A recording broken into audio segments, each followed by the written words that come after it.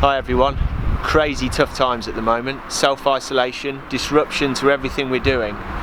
You know it's got bad in England when they've had to shut the pubs. It's even happened to my local, the Oaks, and the Globe, and the Sandpiper, and the Nelson, and the Ship, and the Rising Sun, and the Bear.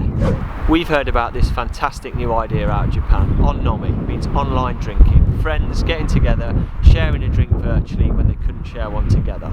So we've invited some of our friends, some of our PH ambassadors, some of the people we work with to have a chat and tell us how they're getting on in this crisis.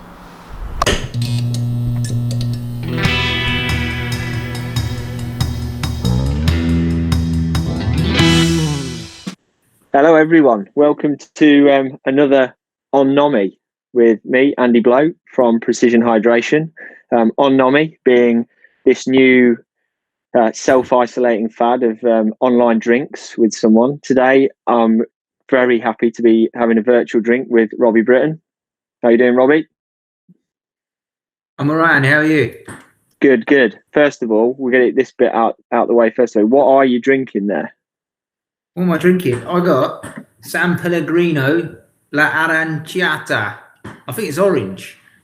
I don't drink booze, so I have a fancy orange squash. So, good on you. Bit of a treat. Cheers.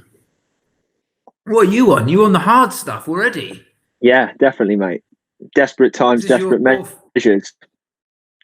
How many of these have you done today? I mean, I'd be worried if you had a few back to back. No, we keep it to one a day, mate, for everyone's sake. Very good. So I'm in Christchurch in the UK on the south coast, isolated at home. Whereabouts are you? I believe you're in Italy.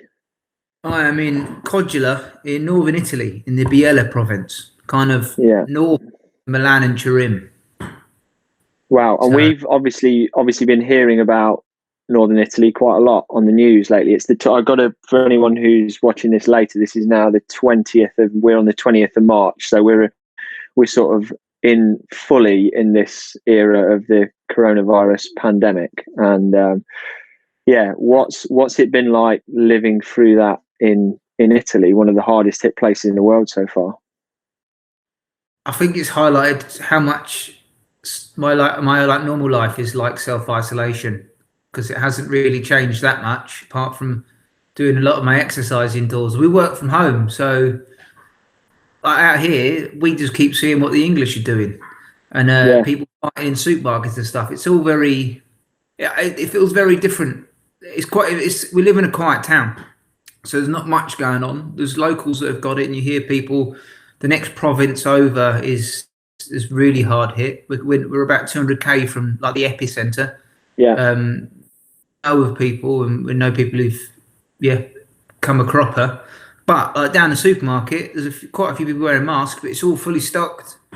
The bog roll, that aisle is perfectly. No one's fighting down there, and the neighbours we've all got balconies, so it's quite nice. I think people have seen a lot of videos in Italy of people out on the balconies singing and stuff. Yeah, I've not been singing because that would make the situation worse. But we've just been out chatting and just kind of speaking to the neighbours via the balconies, and so it's the community's kind of feels like it's a community, like society sacrificed together. You're all kind of in. There's a few more people out. I mean, the first few weeks there was a lot of people kissing and just going to cafes all day. They didn't shut the cafes originally, so sent home from work and they just all congregated in the cafes and just started kissing each other on the cheeks, which obviously made the situation worse. But we weren't doing that anyway. So I was cycling outside still and cycling through towns, and life was just carrying on, which probably was part of the problem. But now I'm cycling on the balcony, which is behind here. The turbo's behind there. Excellent. And for those that don't know too much about you and your background, Robbie, obviously you're one of Britain's top ultra distance runners. But tell us what you've been doing for the last sort of 18 months or so. Last 18 months, most of that I've been injured. So I'm a 24-hour runner. That's what I'm good at, which basically means I can run at a steady pace for a long time whilst eating and not stopping for too many toilet breaks, which is what 24-hour racing is. And I've finished third in the world at the World Championships, run 261 kilometers in 24 hours. Wow. So, but the last 18 months, I've been doing some shorter stuff. Apart from maybe I run across Jordan, that was a bit longer with my mate Dan Lawson, and a load of PH stuff on that. So that pulled me out of some dark places in the desert. That was a brilliant. It was a brilliant story and write up we saw from that. That looked like a fantastic adventure. It was beautiful. It was less. We set a record out there what we went to achieve, but it was just a really nice adventure with friends. So it turned out it's really nice. It was this time last year. So there's a lot of messages popping up on social media reminding us about it, and we're all still really in contact. So it's and the last year we moved to Italy about 12 months ago. So we've been getting life out here, and it's been nice. We live it's a little mountain town. So that's what I've been doing last 8 maybe. And you've been riding your bike a fair bit, haven't you? Sounds like. I picked up an injury last July. I was no word of a lie. Everyone probably says this, but I was in the shape of my life. I did the best session I have ever done.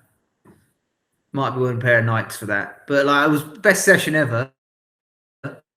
And then the next day, I picked up a niggle, and it was this little kind of problem with my hip. So I jumped on the bike and discovered that they have these ultra distance bike races, which is just a whole world of suffering. So I went into that instead. And I bit off a bit of chew on the first one. I did DNF after about 45 hours in the second night at 2,000 meters, realizing that my running clothing was probably not sufficient for descending at altitude in the dark, and then the lights went. So that proper shit me up. Yeah. But I did finish one of them. What was it, like 1,200 kilometers? 1,200 kilometers in 89 hours on the bike. Oof. Yeah. Good beginner's race then, really. Good beginner cyclist race. Did you have padded shorts by then? I did have. I had padded. I had windproof clothing. That was the big step up for me. Yeah. It's quite funny, mate, you talking like that, because when I was a youngster, I sort of got into triathlon from playing football and then a running background, and so I had quite a bit of running kit mainly. And then when I got into triathlon a little bit, my dad got me a bike, and I started biking in running kit as well, and had all of those like lovely discoveries of cycling through the British winter many years ago in the mid 1990s with really inadequate clothing. And you're dead right. The one thing you need on a bike is windproof. That you learn really quickly, just because of that speed going through the air. You start to sweat, and then oh my god, it's a different game.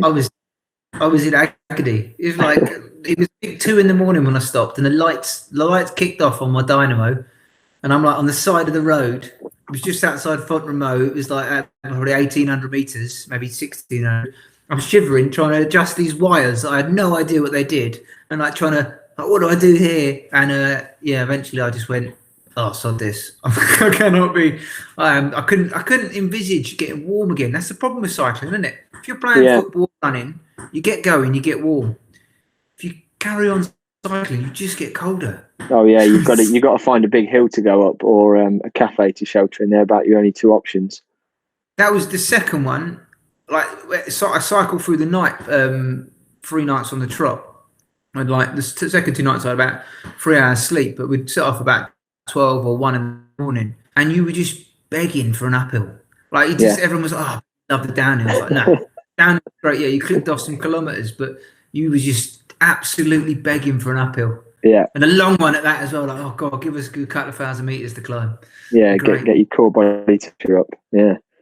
So just shifting gears in the conversation a little bit to the current situation. One of the things we're keen to do through Precision Hydration and through our ambassadors, of which you've been a very long-standing one, is try and give people some insight into, you're a pro athlete, you make your living from a combination of activities revolving around doing your ultras and that kind of thing, including writing and coaching and all that sort of stuff.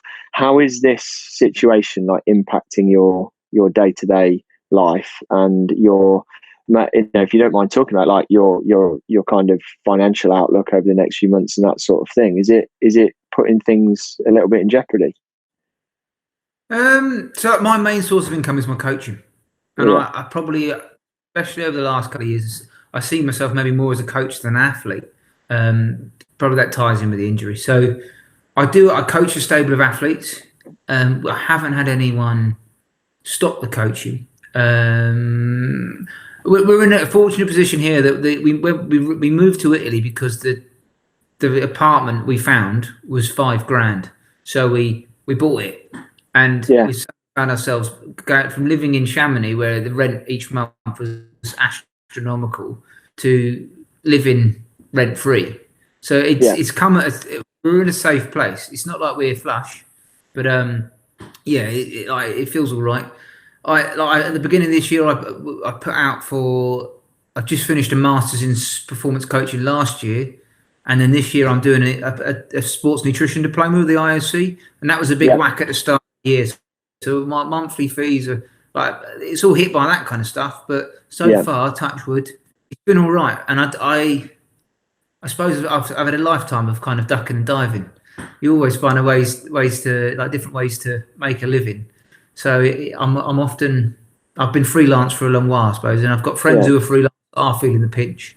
And what I've said to them is, if you're good at your job and you just you try and focus on that and focus on doing it well, hopefully together we can get through, just weather the storm. But work like other people around you. If you've got other freelancers that are in the same boat, talk, because it's definitely there's PTs. Some of the athletes I coach are PTs, and they started doing remote stuff.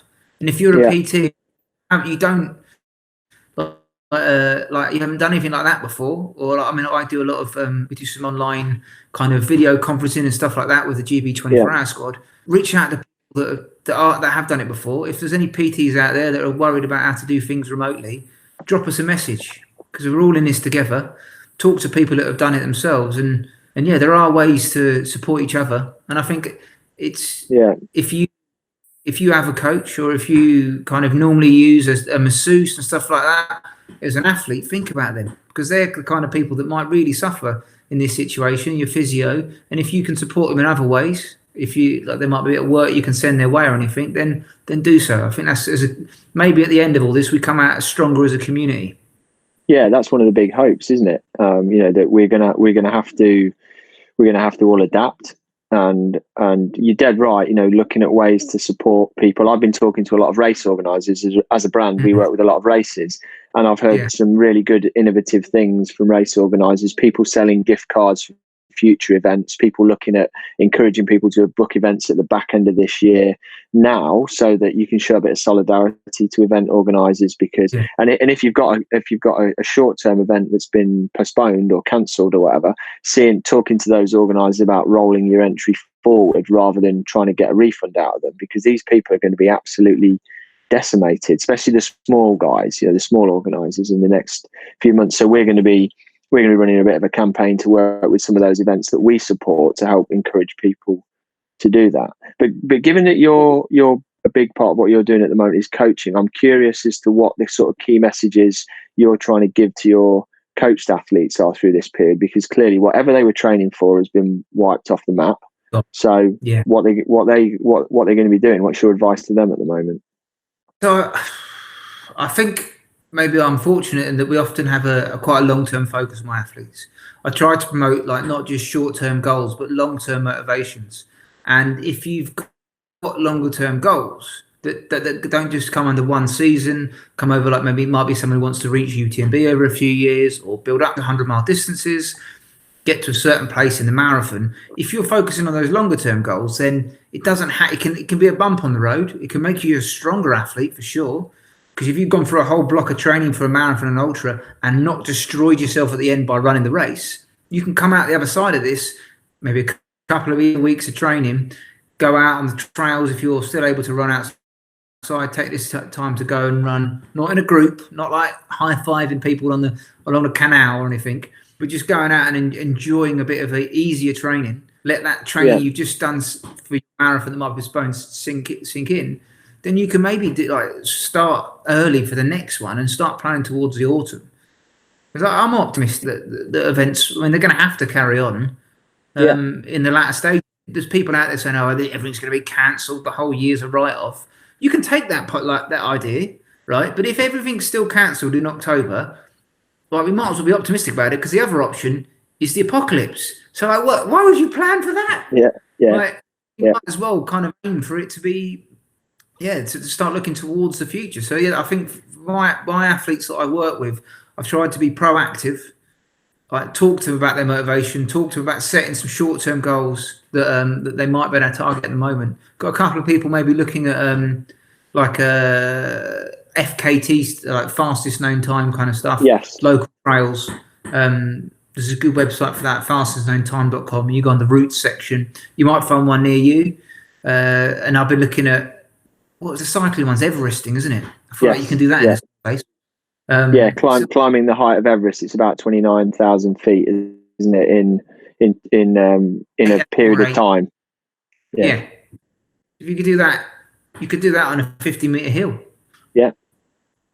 Be good. I suppose just looking at how we take this situation and within the government guidelines, safely do something we enjoy. And I think if you're too goal orientated with your target races, then you can take a really big hit. But if you in the meantime, like in the past, they've been trying to look at enjoying your training, enjoying the whole. I hate the whole process and outcome kind of stuff, but it's true. You if you're enjoying your training, if you enjoy those long runs, you enjoy your sessions. I'm on the turbo. It's probably a blessing that I wasn't very fit at this year. I had some time off due to injury again. I'm on the bike and I'm loving it, because it's an improvement on where I was, but I really enjoy that feeling of training. I'm on a rest day today, and it's it's just not as fun. So I also, Robbie, want to ask you a couple of personal tips here, because I think based on what you're doing, you've been freelance writing for a while, you've been coaching for a while, and I presume work from home for quite a long time. Yes. Or working for you. So as someone who generally, I've worked from home a bit, but predominantly Team PH, we've got 11 people in the business now, and 9 of us are often in the office together, which is great banter, great atmosphere. It's only just down the road from my house, so it's not like a small commute or anything. Now I'm sitting to you here, I'm talking to you from the what used to be the kids' bedroom in my house. I'm on a camping table. I've got that set up because I couldn't get a decent sized table in here. I've got wires everywhere and all the rest of it. But from an experienced worker at home, there'll be tons of people that are listening to this who are now suddenly having to work from home. How do you do it effectively? Again, I have people that my mate Dan, it was an inspiration for me when I made the jump to do freelance stuff. He's an animator, and he's taken an hour of his day to do some. On Twitch, he's doing some drawing of other people. So yesterday I put that on, so it felt like I was in an office with someone else. I always make sure I get up every 15, 20 minutes, have a walk around, maybe do some pull-ups or some squats. I make sure I get out during the day. I don't spend too much time looking in the fridge. Easier said than done. But I suppose, it's just I try and get up and have a few tasks that I want to get done each day. It's just as you would do in an office. And I find if you're working on your own time schedule, if you're not really a morning person and you do better off a bit of lying, then I take it. But I have to work a bit too late. I'm probably not the best person for it. I just work in fits and spurts. If I'm in an office, people think half the time I'm not doing anything. So, and then it's like an intense hour of writing. I've found it interesting because in the last few days we've shifted from a little bit of work in the office to fully working at home to now working at home. My wife's working at home as well a lot of the time. We've now got full time. We've got 2 kids, 3 and 6 years old, and they're now at home full time because the grandparents were looking after them, and that's not a good idea anymore. So we put them in. So what my wife and I have done is actually try to produce a bit of a timetable for the day. So we always get up around 6:30 or so because the kids, that's their wake up time. So you get no choice. And then what we're trying to do with them is obviously quickly get them into a bit of a routine. So we've done a little list on the fridge, like between sort of, first of all, it's breakfast and a bit of quiet time or a bit of play time, and then we've got a little school type bit where we're doing some craft activities or learning, and then we go outside and get a load of fresh air. I took them for a big long scoot, and my little boy's on his scooter and my little girl's on her balance bike, and we went for a big long scoot and bike session. Then we come back and we did some more cutting and sticking. Then it's lunchtime, and then I've handed over to my wife, and she's got the afternoon planned. And we're trying to impose like a routine structure for all of us, because I think otherwise I could see it breaking down. How old are your kids? 3 and 6.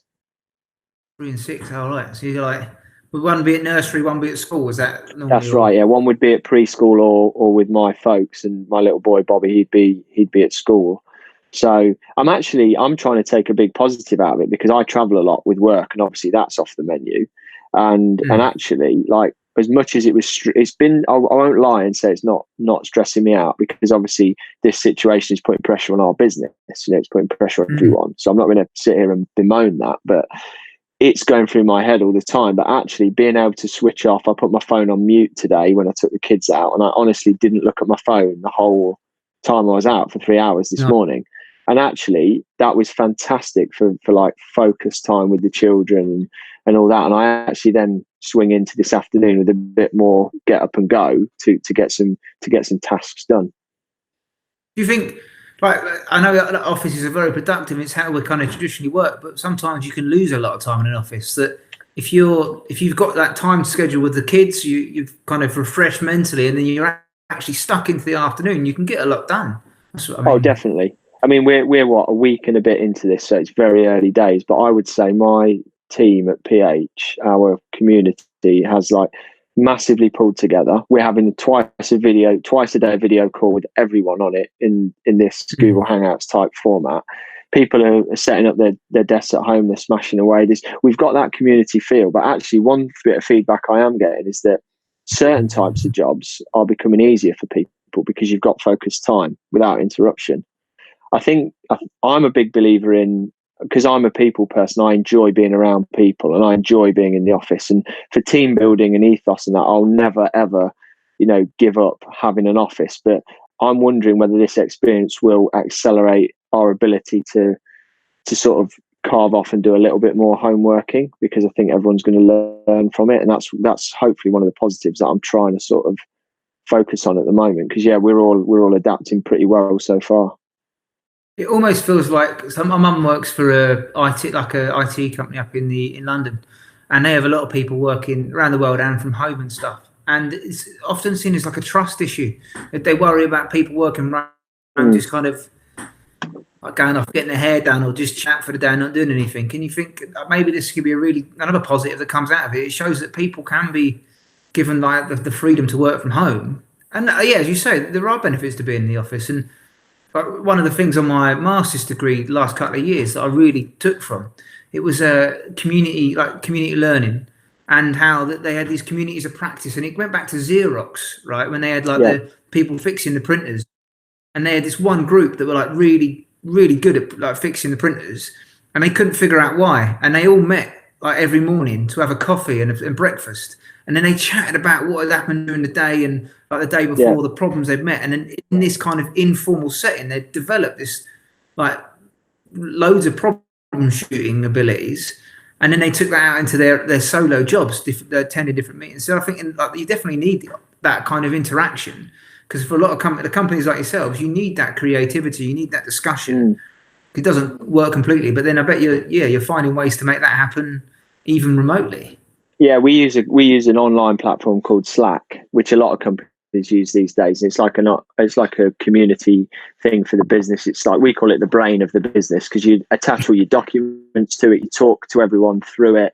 It cuts down massively on your email traffic, because you can direct message people or groups or whatever. And I've seen the usage stats on that have gone through the roof. We used it a lot anyway, but now it's the primary means of comms for people. And people are a little bit more disciplined about when they talk to other people, I think, because you talk to someone when you need to, and maybe leave them alone when you don't. So that's another interesting thing. I do feel for some of the people at the moment that are sat around in much bigger businesses who have been slower to move, who through, not necessarily through fault of their own, but through bureaucracy, through lack of the kind of IT setups and whatever, haven't been able to get them properly tooled up for working at home yet, because they've had a rough couple of weeks, and it's going to be tough for them going forward for sure. Yeah. Hopefully it's all right. It's a learning curve, isn't it? And I guess that's the situation you're hoping. You do see some, like, you can focus on some of the negative things going on social media, but I think it's important to try and pick out some positive things and focus on positive aspects of a situation like this. Otherwise, you do get bogged down in it. Yeah. There's some other buggers speaking out and yeah, exactly. No, we've got to stay. We've got to. It is. I like you. Probably we're Brits, aren't we? We're a bit reserved. We don't like the whole like stay positives type stuff. But it is a kind of a time when that is what we've got to do. We have got to actually do that, because what else? Yeah. What's the alternative? So on that note, what I wanted to ask you to close on was what training session are you doing tomorrow on your bike? What is it? It's something like, there you go. Will it go off the screen? Should be all right. Yeah, you're all right. I got, it's like I've Training Peaks is up. Yeah. 5 seconds, 5 minutes. At the maximum, basically, I haven't got a power meter yet. I've ordered one because I'm obviously cycling. So I've never used the power meter. But 5 lots of 5 minutes, so 25 minutes worth of tempo effort. So probably as a run, thinking like 10k effort maybe.